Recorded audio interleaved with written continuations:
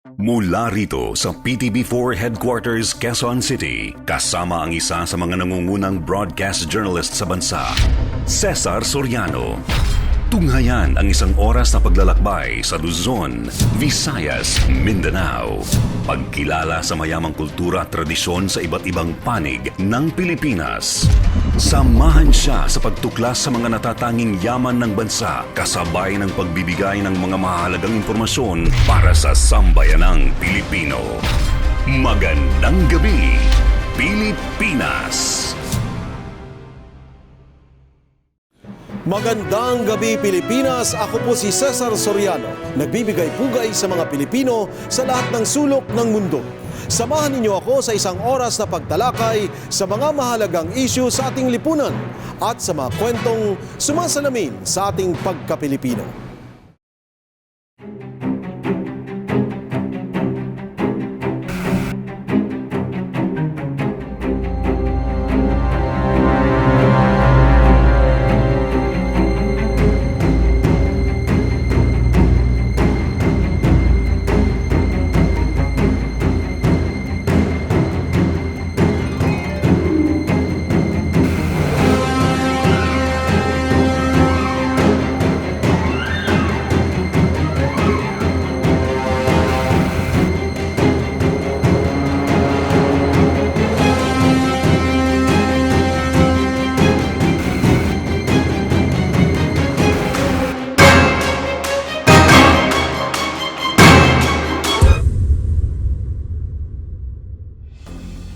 Noon pa mang dekada 70, naramdaman na ng Mindanao ang kaliwat kanang rebelyon laban sa pamahalaan.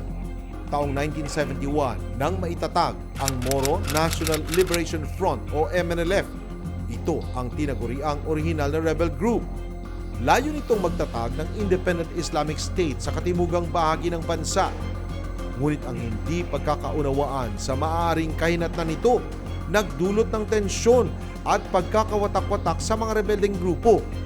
Sa paglipas ng panahon, nagkaroon ng mga dialogo sa pagitan ng gobyerno at ng mga rebeldeng grupo upang makamit ang kapayapaan. Taong 1996 nang malagdaan ang Major Peace Agreement sa pagitan ng gobyerno at ng MNLF. Pero ang kapayapaan sa Mindanao tila urong sulong dahil sa patuloy na paghihimagsik ng komunistang grupo. Kaya kahit ilang dekada na ang nakalipas, suliranin pa rin sa bansa ang pagkalat ng New People's Army o ng NPA. Ang CPP-NPA ang tinaguriang world's longest ongoing communist insurgency at ang pinakamalaking communist armed conflict sa Pilipinas. Hanggang ngayon, kinakaharap pa rin ng mga taga-Mindanao ang paninindak ng mga NPA dahil sa patuloy na pag-uungkat ng mga rebelde sa mga isyong panlipunan. Nananatiling buhay ang kanilang presensya sa mga hikahos na komunidad. Isa ang bayan ng Quezon sa lalawigan ng Bukidnon sa mga bayang pinamugaran ng NPA sa Northern Mindanao sa mga nakalipas na taon. Sa kabila ng potensyal at oportunidad para umunlad ang nasabing bayan, tila hinihila pababa ng armadong puwersa ang kanilang pangarap na kaunlaran. Sa pamumuno ni Mayor Pablo Lorenzo III, paano niya binibigyang pansin ang matagal ng problema sa kapayapaan ng bayan ng Quezon? May kinalaman nga ba ang mga rebeldeng grupo sa isyu ng mga lupain sa kanilang bayan? Totoo rin kayang may partisipasyon ang mga menor de edad sa patuloy na recruitment ng mga rebelde? Mayor Lorenzo, kakatapos lang ng malaking gulo dito sa Bukidnon about the incidents in Valencia and San Fernando sa paghabol ng mga militar sa mga NPA. Nabulabog ba kayo rito sa Quezon? How did you take that? Actually, all of those encounters happened outside Quezon, which was really anyway good for us in our neighboring towns. Here in Quezon, of course, we had it earlier. We had encounters here much earlier. And because of the Army's strategy, they have occupied and cleared a lot of Quezon already. So, from my understanding is that the insurgents, the communist terrorists, are having a hard time already getting support here.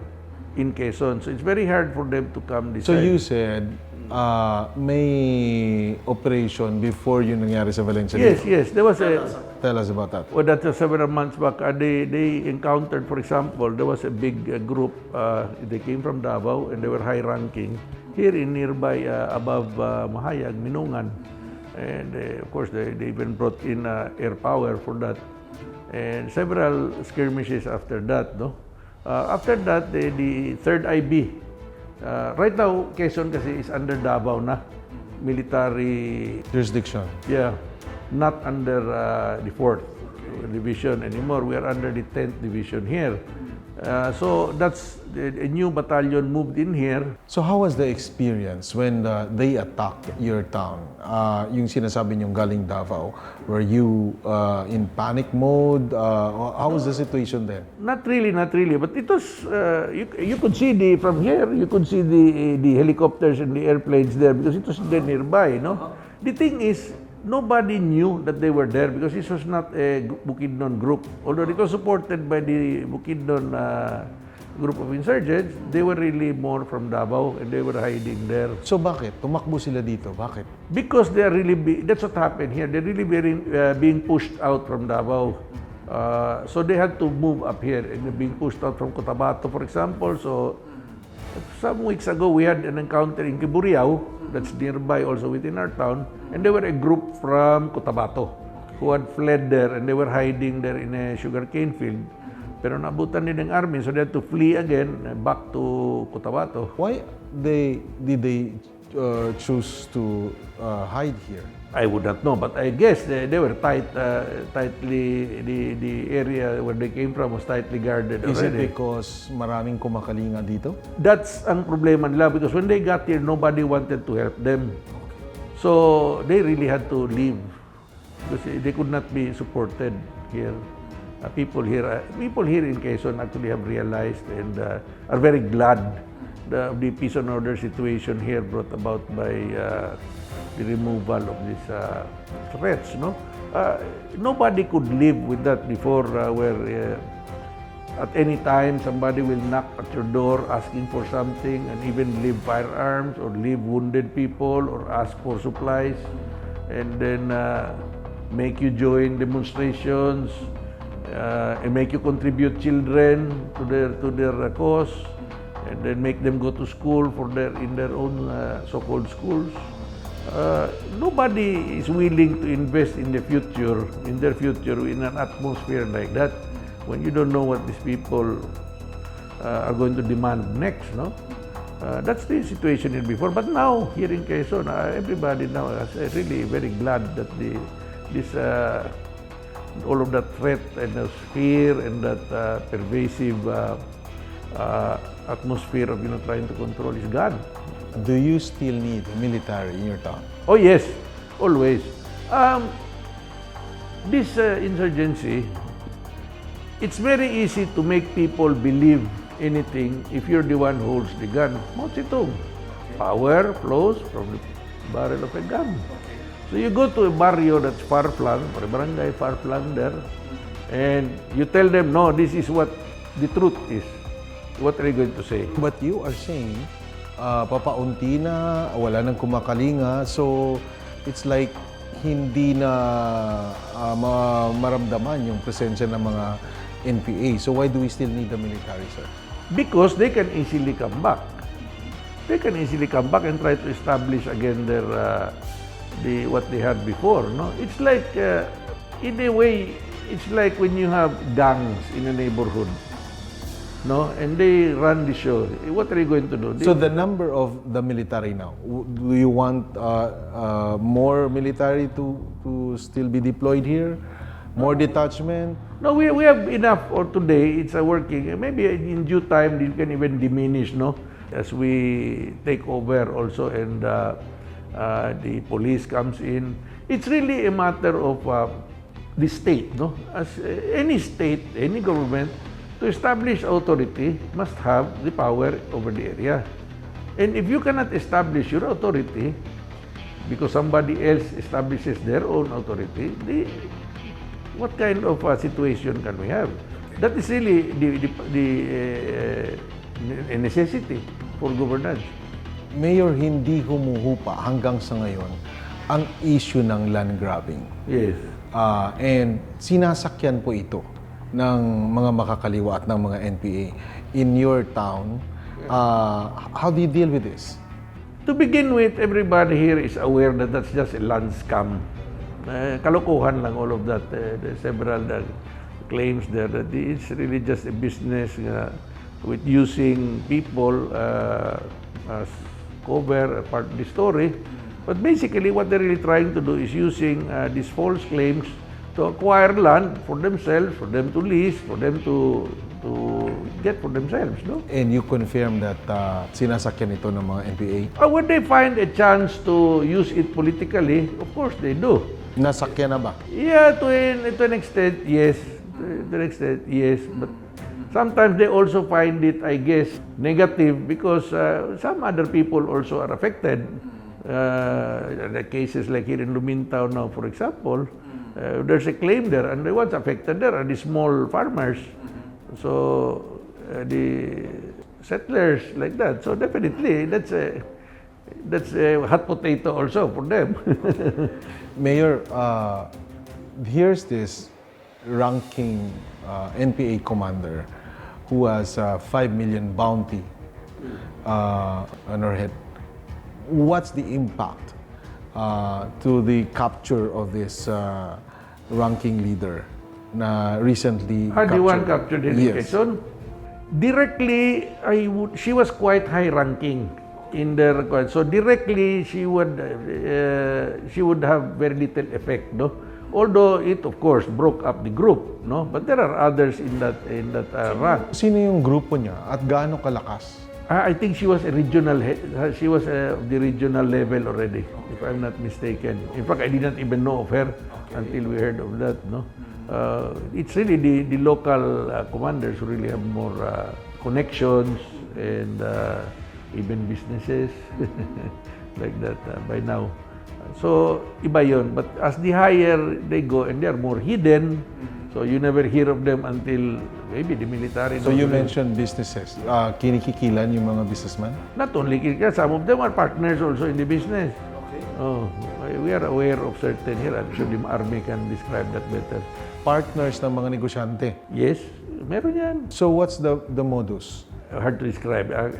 Let's put this way. They are given The NPAs and the businessman partner themselves. in a business, yes. In a business. What business, sir? There are several. Very hard to quote, but I will be letting on. Maybe that's more a military. Something to do with land dispute? Yes, also no. Yeah, also they invest in land like that. But that's also we are aware of that where they got pieces of land for Gun themselves. smuggling? I have not come across gun smuggling, but more on or protection services. And things like that. And you know, even in, sabihin natin, grains business, mga ganon. Hindi masyadong malaking impact ang pagkahuli ng... Yeah, that particular one, I'm sure, no? It really demoralized the direct impact, no, but indirectly because it really demoralized the leadership of the NPA. So much so when the next commander who is more directly involved here was, I understand, he was captured. Several soldiers even got medals for that. He already set up here. I was really broken up. Are you happy with that? Oh yes, very much so. And everybody here. In a series of operations with the military, madami pong na-capture and nagulat po kayo na maraming mga minors ang nahuli. What's your reaction to this na mga minor de edad yung nahuli? We've always known, no, that there were children or younger minors there working with them. From Quezon and from other towns. No? In other words, the NPA bands here, we knew that the mga bata pa because they were seen. No? But I did not realize, personally, and here, the extent or the number that they had. Bakit ilan ba? I really don't have the exact figure anymore, but it is really surprising already.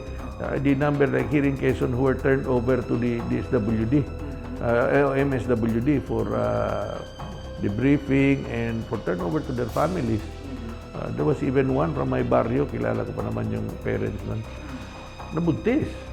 I don't know by whom, maybe boyfriend niya doon, I don't know. Pero I think she was only 16 years old. It's really startling because I understand, from my understanding, I was told in the briefing, is that they're really having a hard time recruiting now. So they get from these street children. Oh, so that's where they recruit from. Based on the revelations of those who were captured, I'm sure that you interviewed them. Ano yung pinaka-haggulat ka talaga? That you just can't believe it is happening.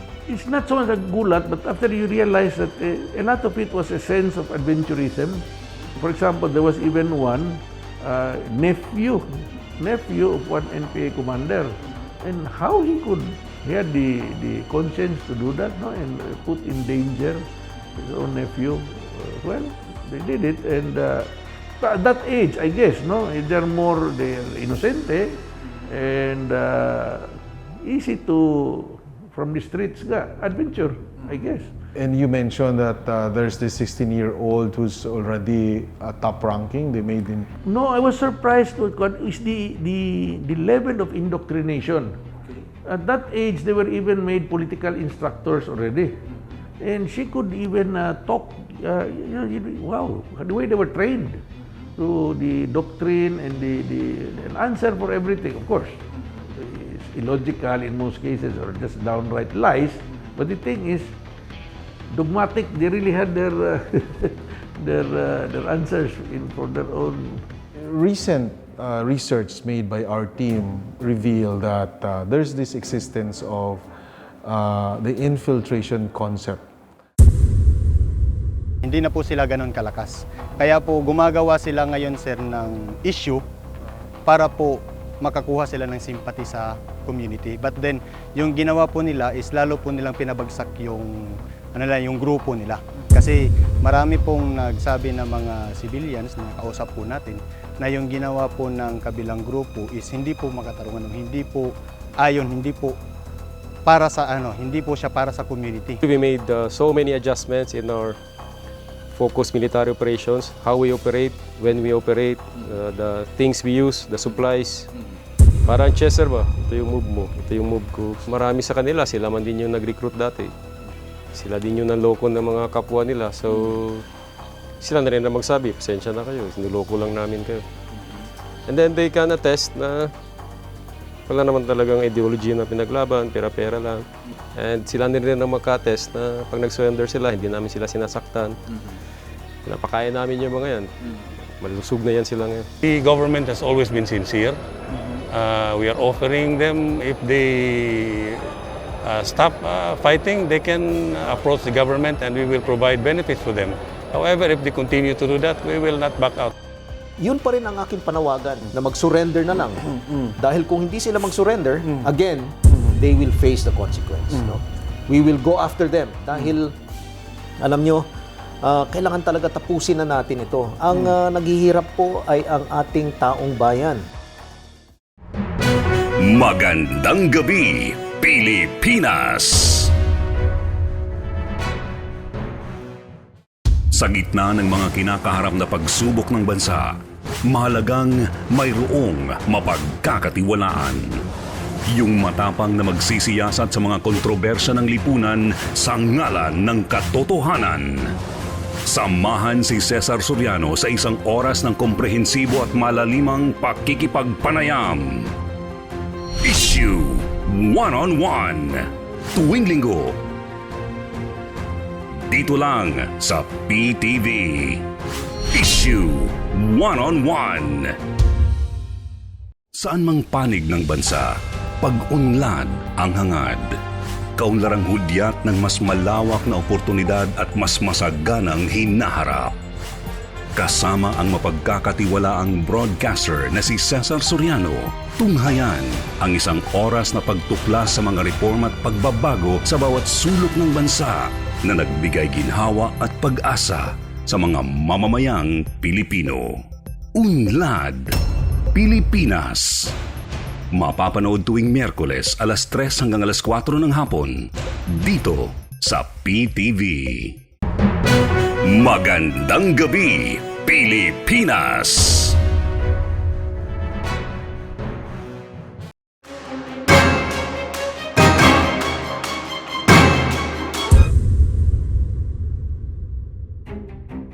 Ang pagkakaroon ng edukasyon ang mabisang hakbang upang matamasa ang magandang buhay. Ngunit ang pagkakait nito maaring maging daan upang mapariwara rin ang isang buhay. Sinasamantala ng grupong NPA ang kawalan sa edukasyon ng karamihan sa mga kabataan. Nagbabalat kayo at pag-aarali ng mga maghihimok nila sa kanilang kampo. Sa ganitong sistema, nadodoktrinahan nila ang maling aral ng mga pobreng kabataan. Sadyang matalino ang ilang utak sa NPA dahil kung minsan akala natin ang kalaban nasa malayong lugar lang. Pero ang ilan sa kanila, nasa loob na pala ng kinakalaban nilang hanay. Ganyan kumilos ang rebeldeng grupo. Tila may mga galamay sila sa kahit anong ahensya. Maski ang mga katutubo, hindi rin pinatawad ng makakaliwang grupo. Madali nilang nabulag ang mga ito sa maling paniniwala. Para sa NPA, isa sa pinakamadaling mahikayat ay ang mga indigenous people. Bilang tahanan din ng iba't ibang tribo ng mga katutubo, hindi na kaiba sa bayan ng Quezon na mahikayat ang ilan sa mga kababayan nito na sumanib sa armadong kilusan. Kami po yung taga doon sa bundok, halos hindi na kami mapansin dahil malayo na talaga kami. Siguro kasi mayroon kasi ibang partido doon na dili namin alam kung ano ba illegal ba o hindi.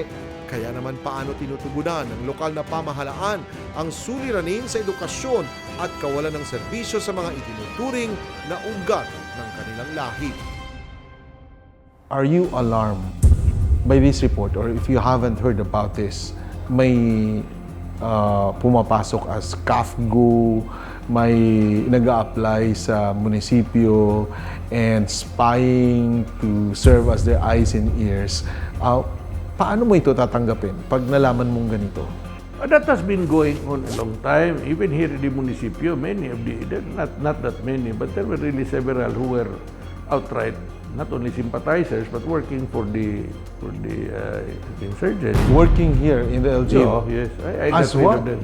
By DOs. So ganun lang kadali ang magtanggap ng empleyado, sir?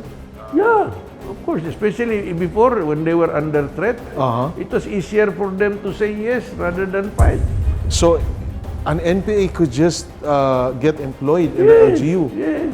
because for political survival ng mayor? Mayor, political advantage.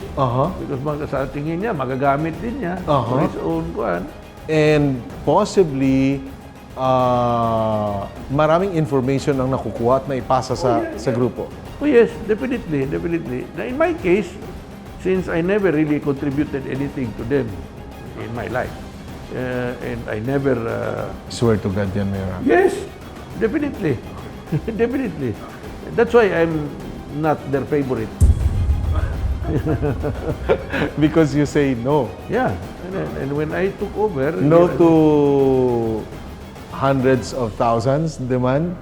I've never. Yung mga campaign, never.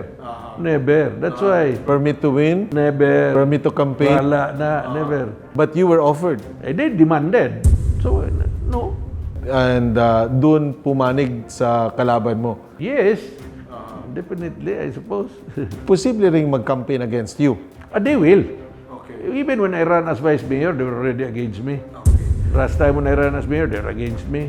But just to show you that even in the barangays that they had full sway, because it's secret balloting, I won.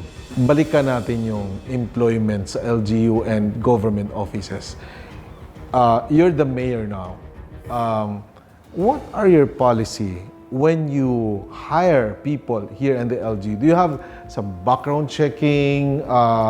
We ensure that they're loyal to our government? Yeah, we have to do this. We have to do that. Basically, we Now that you know that there's this infiltration, that has been going on nga. So we really have been trying to be careful. And we try to also go through the ranks to see who is still favoring or still has sympathies for the other side or could be helping. And we have removed several through the years. you've removed Yes, employees yes, na sympathetic. yes. How many, Mayor? I don't recall outright. You say sympathetic. What did they do? We knew that they were helping, for example, they were used for information or to supply, or that they're friendly, so mahirap na. Then to begin with also, that's one thing that we got rid of. When we do the JO employees now in the municipio, we stopped whatever the practices, yung what would classify as 1530. Okay. So they have to work. So when somebody is hired, they have a particular job to do that we expect them to accomplish. So in the old methods that people had, people would get hired, and that's why they could afford to support anything, because they just work, they just get the money, and yung pala, they're working there. This thing is a matter of expediency in politics. If you play politics of expediency, what is the easiest, what is the fastest to get the soonest advantage, definitely you will harvest problems in the future. And you hate these things? No, I'm not. I really go more for long term. Is it high time that we change our policies? Because we know that this could be a big problem in the future. Do you see some problems in the future if indeed hindi natin to bigyan ng focus itong paghihigpit ng ating mga hanay? Let's not simplify things, no? It can get more complicated than that. But basically, one of the things that's important is they would say, of course, people have to be more educated. But more than anything, people actually can feel when they're being fooled in a way, no? So if they can see, it's my belief right now that if you can see that they're delivering what people think should be given, no, what is good, not just populism of giving away, no, that's spreading goodies. It's people appreciate it also, but you have to be consistent, and it has to be not patingi-tingi. It has to be effective. I'd like to mention the project that you have implemented, yung mga schools in the rural areas, which were infiltrated by the NPA. Yes. Yung mga bata na naturuan para mamulat sa totoong kailangang dapat na maintindihan. Tell us about that project and what's the impact vis-a-vis dito sa campaign natin against insurgency. In some places here, they actually put up their own schools. Up to now? Well, no more. It's been removed, no? And in some places, the people themselves demolish the schools. The people? Yeah. Not the officials? No, because by themselves, when it was cleaned up already, it was terrible in that the children were actually being made to go to school there in these schools, and they were taught, it was, from my understanding, because I didn't see it myself, no? I was not there, that they were even taught guerrilla, how to crawl, how to fight, and their chants were anti-government. And that What barangay is that? Like for example, in Dumasilag, that's in Santa Filomena, in Liing, that's Lumintao, up there. What happened, Mayor? Wala na ngayon. But you talk to the children there, for example. So what we did now, for example, is we're trying to build more schools there. Like right now in Dumasilag, we're rebuilding the school there.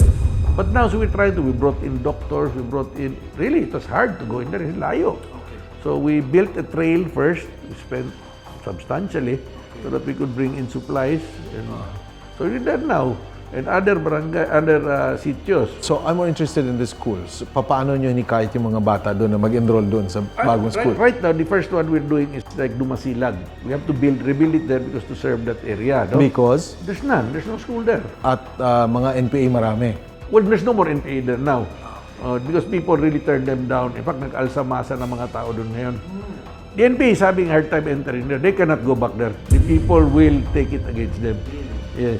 It's really something. So the school is already operating now? No, we're starting to build it because it's not there. So the people wanted a school, for example, in Dumasilag, we're building now, no? Ito yung mga bata na sabi mo tinuruan na gumapang at magdala ng barel. Magdala ng barel. Also, I guess, no? But really more for the doctrine and all that. Okay. The other one more important is the high schools. What happened here is that these areas are so far-flung And the children there never had a chance to go to high school. It's just too far from the nearest high school. That's why we took it to start building high schools, increase the number of integrated schools by just adding high schools. When I took over as mayor, there were 6 high schools in Quezon. So since in the 2 years that I've sat here, we increased it to 16. We added 10 high schools. Most of them in the far-flung areas. Like in Gamot, which is up there also, they have a high school now. We put one also in Kipulot, in Magsaysay, and we're putting another one now in Santo Domingo, which is up there, it's NPA area also. Iba, when the children can finish high school, iba. Their education is wider, they can do more. And that's why the Constitution requires, mandates a high school education. But until we build high schools there, there's really nowhere they can go. Plus, we're also giving, we started a program of giving allowances for transport. So those indigent, may they will have an allowance so that they can go to the nearest high school. But at the back of your mind, this is really your tool to counter insurgency. The countering insurgency is not an end by itself. You have to take a look at where you're going to bring the town. That is just one of the aspects. My belief is that in time, as people see that there are services already, that there is a future, that they can see that it's being given, that there's a future. Mainly, that's why we're doing that. No? Those are our goals. No? They will be convinced that it's not worth getting into this because there's a future for me anyway, coming up, and for my children. That's what that's the job of government, to provide opportunity by giving all the infrastructure, all the schools, training, livelihood, whatever. This idea of giving people the chance to make something of themselves. Though just a part of your big population here in Quezon, you still give time and projects for the IPs because you believe sila itong madaling makumbinse. Also, but that doesn't. You have to understand them. It's not that easy. Before, because they were easily threatened and they had no alternative. So, and there was money. So they'd go there. But if you show them a better future, they will so easily. So how are they now? Fine. You should have been yesterday. They had a bunch, several of them came up. They wanted a meeting with me. These were the tribal chieftains of every barangay and the IPMRs. So we cleared up certain policies and all that. Our view here is that we don't want to discriminate. So they're just one of the tribes, whether you're a Cebuano, Tagalog, or what, and maybe you're a Manobo, whatever. Everybody should maintain their culture. We are doing a lot to preserve the culture. We're building a cultural heritage center for them. Several we built. We spend for the certain festivals and rights like that, no? And assistance, of course. But the main point is to let them feel that they are not being left behind, but they should join the mainstream. They may be IPs, somebody else is Tagalog, but let's be together. The moment you start laying divisions, then separate agad. It's not going to work. I don't feel it's a good idea to make distinctions. Maybe there's difference. You don't look the same as me. Maybe you don't dress the same as me. But what's the difference? We're both people. We should have equity of opportunity. Intensified ang intelligence gathering ng armed forces at ng PNP sa ngayon. Because there's this new information that they just gathered. There's this tactical alliance between the Moro rebels, the Muslim extremists, and the CPP-NPA. And they are now looking for that area where the tactical alliance, the Muslim extremists, and the CPP-NPA are training their members for bombings, paggawa ng mga bomba and all. Dahil si Mayor ay tumutulong sa amin. Actually si Mayor, siya ang aming municipal mayor, nagbibigay ng mga proyekto sa amin. Especially sa mga bundok. Kasi bawat hinaing ng tribo ay binibigyan niya agad ng atensyon. May response sa kaagad. Lalo na sa humihingi ng mga assistance. Andiyan siya kaagad, medical, lalo na ngayon sa pandemya. Nagbibigay siya agad ng remedyo sa mga kakulangan sa pagkain, gamot, ganyan. Promise nila sa akin na i-withdraw yung kaso ko. Siyempre naman nangarap ako na ikasama ko yung buong pamilya ko. Kaya ako nag-surrender kasi gusto ko na mabuhay, gusto ko na kasama yung buong pamilya.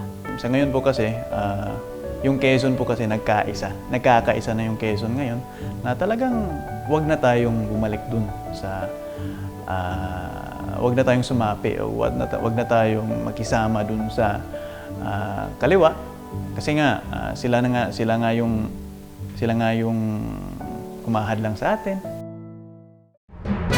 Magandang Gabi Pilipinas!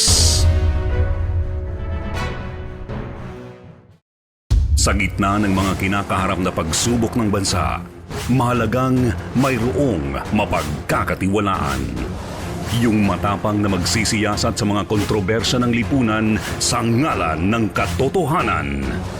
Samahan si Ceasar Soriano sa isang oras ng komprehensibo at malalimang pakikipagpanayam.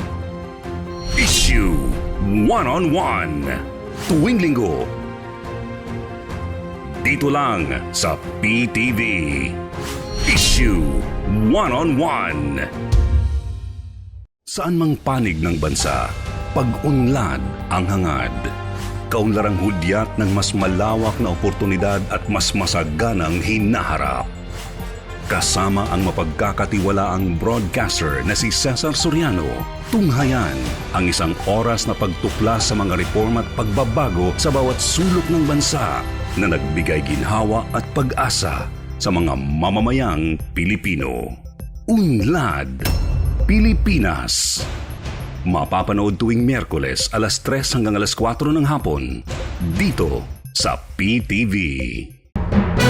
Magandang Gabi Pilipinas!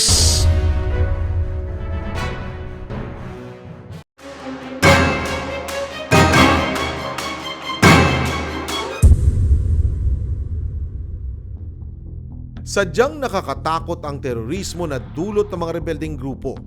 Ngunit may kasangga ang bawat Pilipino upang sila'y ipagtanggol. We see the urgency of the task. Ilang buwan na lang, ang gusto kasi natin, it's not as if unlimited yung oras. We want to end this problem within the term of the President. That's why intensified yung operations natin because paiksi yung panahon. Alam nyo, yung approach po natin sa insurgency is really the whole of nation approach. No? Itong problema ng insurgency is not a military problem. It's not a police problem. But it is the problem of the entire nation. Kaya ang solution po is that lahat tayo dapat magtulong-tulong. Should help together para matapos na po natin once and for all itong problema ng communist armed conflict. Maingat ang Armed Forces of the Philippines o AFP sa pagpili ng mga papasok sa kanilang hanay. Ang mga nagnanais na mapabilang dito, kinakailangan munang pumasok sa boot camp o sa basic combat training. Habang nasa basic combat training, matututo ang mga kadet na makipagkaisa sa kanilang team upang matapos sa kanilang assigned task. Tuturuan rin sila ng tamang disiplina, kabilang dito ang tamang pananamit, pagmamarcha at pagiging maayos sa katawan. Pinakamahalaga sa lahat ng kanilang natututunan ay ang 7 core army value o ang soldier's creed. Ilan lang yan sa mabigat na training na ginagawa ng mga kadete upang masigurong papasa sila sa pagiging sundalo.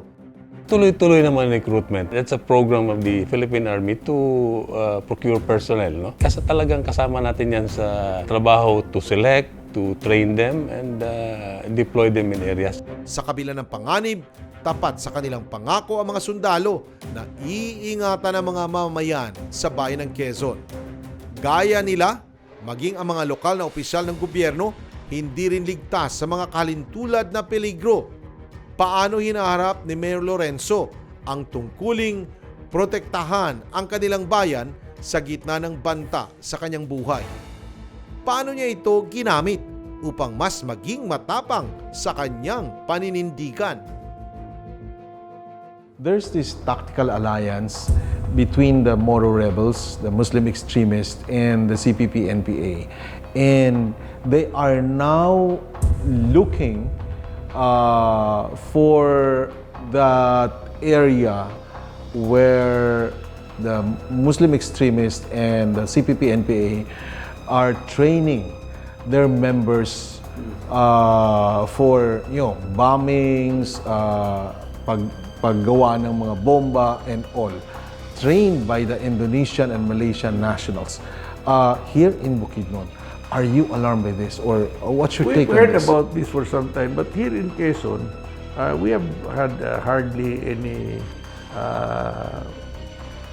presence of what we would consider these extremists, no? The IFF, like that, no? Hardly, wala man. In fact, we have a very small population only of mostly Maranaos. But are you alarmed? Even if it's not here, it's still Bukidnon. You know, in the southern part of Bukidnon, we are all aware here that there were sometimes coordination between the two. In the south, way down in the Mulog.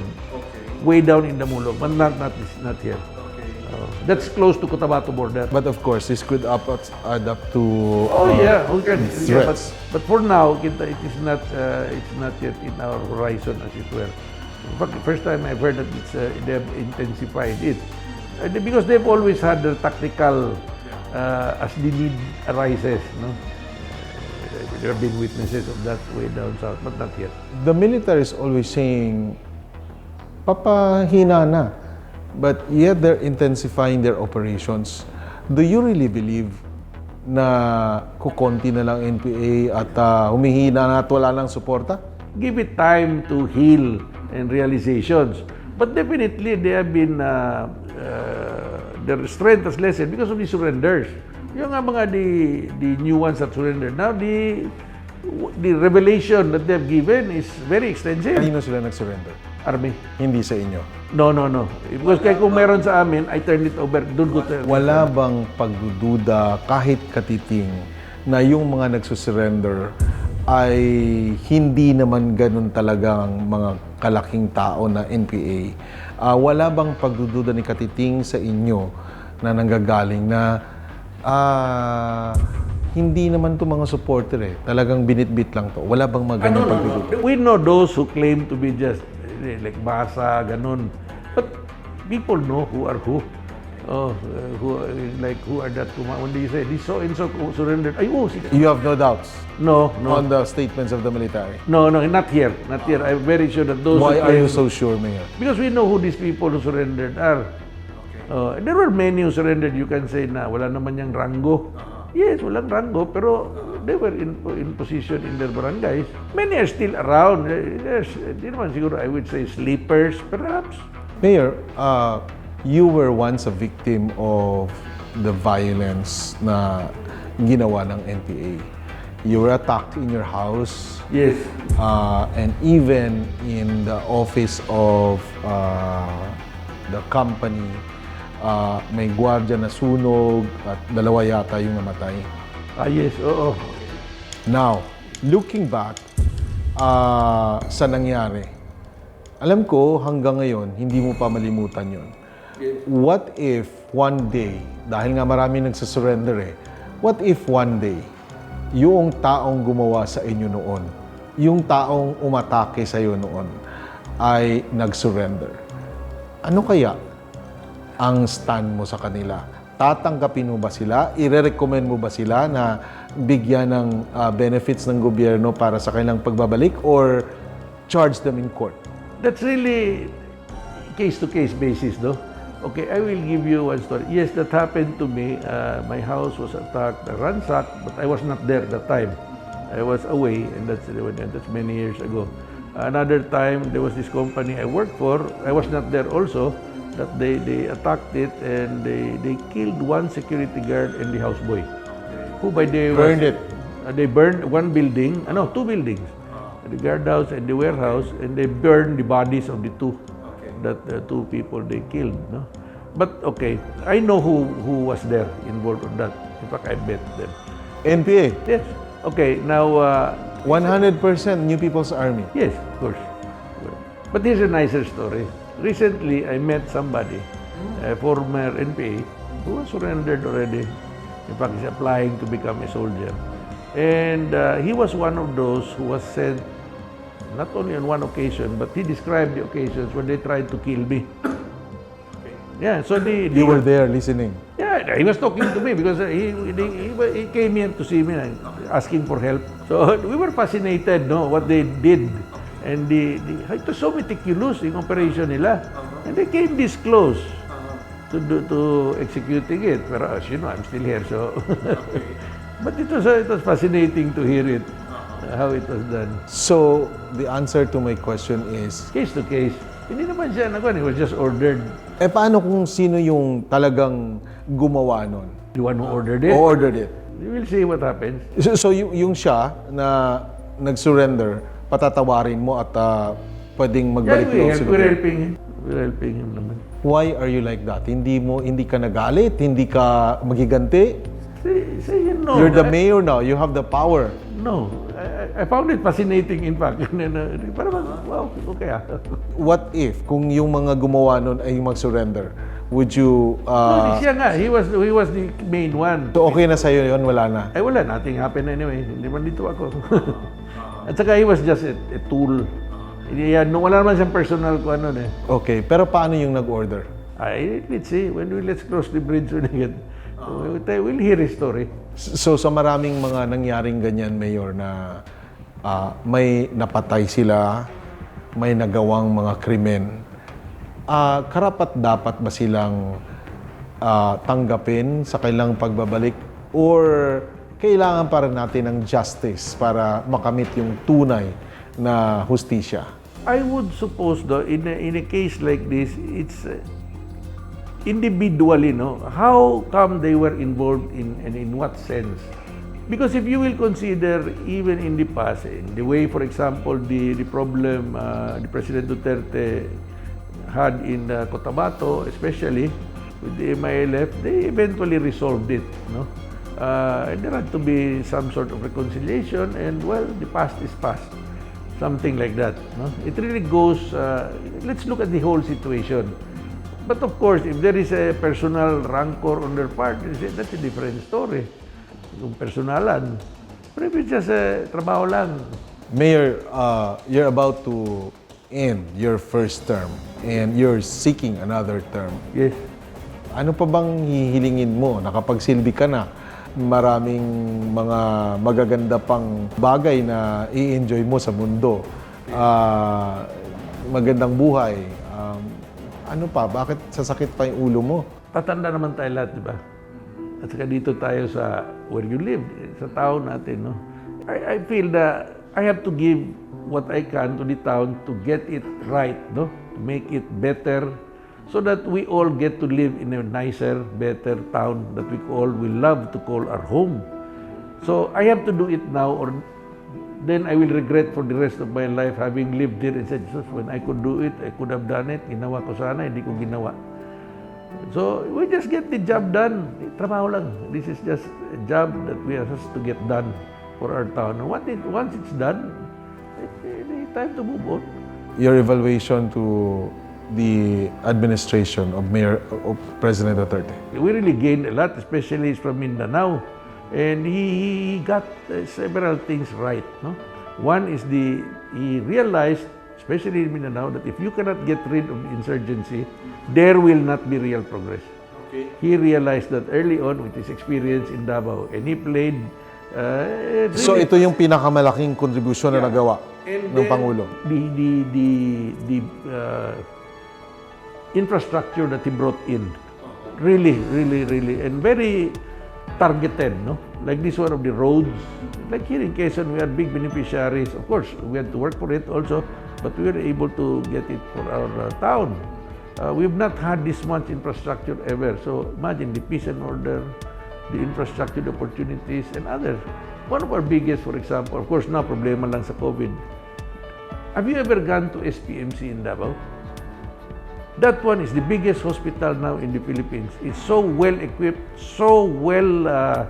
The doctors there are really good, and really that has been a big help to the people here, especially with the malasakit centers. How many people we've sent to SPMC who were cured of really difficult problems, no? Either heart or things like that, brain injuries, and cost millions, libre lahat. More or less the sense of purpose was really, the decisiveness was really helpful all this time. So you would opt for another Mindanaoan to become president? Yes, if we can, no? If we can continue. Because if we had only 6 years and then balik na naman elsewhere. Bakit naman masyadong puro Mindanao na lang? Hindi ba pwedeng Visayas or Luzon na din? Have you gone there compared to here? You go to Luzon, even all the roads to their toilets is already cemented. In most, you go to Central here. Ilan lang ang cement roads? Okay, Mayor, last 3 questions. Yung nag-order sa'yo na atakihin yung bahay mo might be listening now. As we call for the surrenders of those people still in the mountain, what could be your message to him and to the other NPAs who are still fighting? Yung umatake, kung trabaho lang nila yun, if it was just part of their job, okay lang. No big deal. No big deal for now. We can always... So may mensahe ka sa kanya? Sige, we'll meet one day. Talk about it. I guess. Welcome siya dito sa office mo? Yeah, but surrender muna. Baka may kuwan pa sila sa akin. I never tried to kill them naman. Sila naman ang nag-try to kill me. And to the rest of the NPAs? It's time to end this. Don't believe all of that foolishness. You well know that they just want to get power using all of you. That's the trouble with the communists. The communist people are just a way to get power for those who want to be on the top. So everybody else is expendable. Everybody can be dispensed with for the sole purpose of acquiring power for the Communist Party. But Joma is asking them to continue their fight. Yeah, he's on top. Nothing affects him there. So how many people have died here because of him? How many people have suffered? Families have lost their children. And then the progress has been denied because of what he did to achieve what? And to the defender and protectors, the military and the police, your words for them. I continue. We have to do this and be more, let's be more focused, more professional about it.